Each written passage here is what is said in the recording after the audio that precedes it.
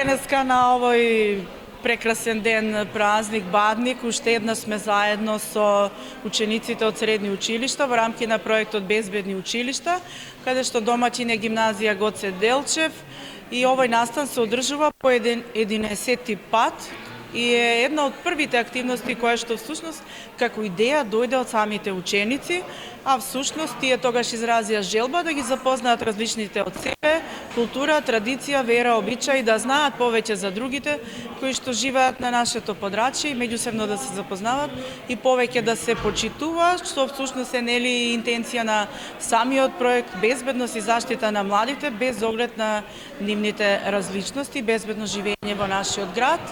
И како што кажа, значи денеска е домаќин гимназија Гоце Делчев, тука се присутни ученици од сите училишта од подрачје на Куманово. Проектот продолжува и со други активности, не само за овој празник, туку и за познавање на културата и традицијата на сите други етнички заедници кои што живеат на наше подрачје. Паричката денеска се падна во директорката на Киро Бургас, дали тоа значи дека наредната година таму ќе биде поставата? Да.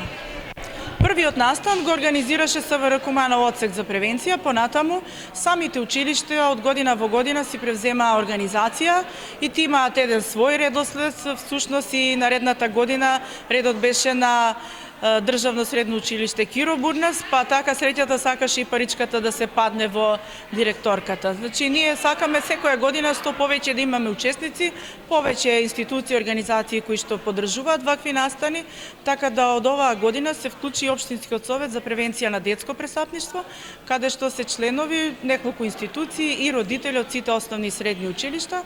На тој начин сакаме здружено да што повеќе имаме активности, што повеќе да се превземаат мерки за безбедност и заштита на младите и рано препознавање и превенција од сите форми на асоцијално однесување на младите. Многу ми е мило што сум дел, значи, во овој активност и јас сум член во училишниот тим за безбедност и би сакала што повеќе ученици да учествуваат во вакви активности и среќни празници. Чест ни е денеска што нашето училиште е организатор на ваков убав настан, на ваков убав празник. Исто така многу ми е чест за тоа што се собравме во толку голем број. Се надевам дека наредната година и после неа ќе има уште повеќе и дека ќе имаме можност нешто помасовно да направиме.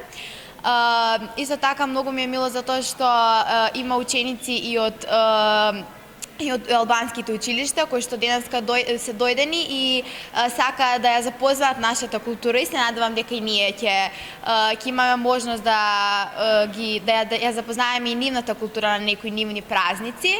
И самиот настан е организиран за зближување на луѓето и не може да не биде во духот на мирот, затоа што и ангелите кога се обратија до пастирите кои што први се зачудија за она што се случува во пештерата, тие им рекоа слава на Бога во висините, на земјата мир и меѓу луѓето добра волја. Тоа е поука за нас христијаните дека секогаш треба да се стремиме кон тој идеал, да има мир меѓу луѓето и како што вели апостол Павле, доколку е до вас, бидете во мир со сите луѓе. Значи, расправиите, недоразбирањата треба да се тргнат настрана кога сакаме да имаме човечки однос.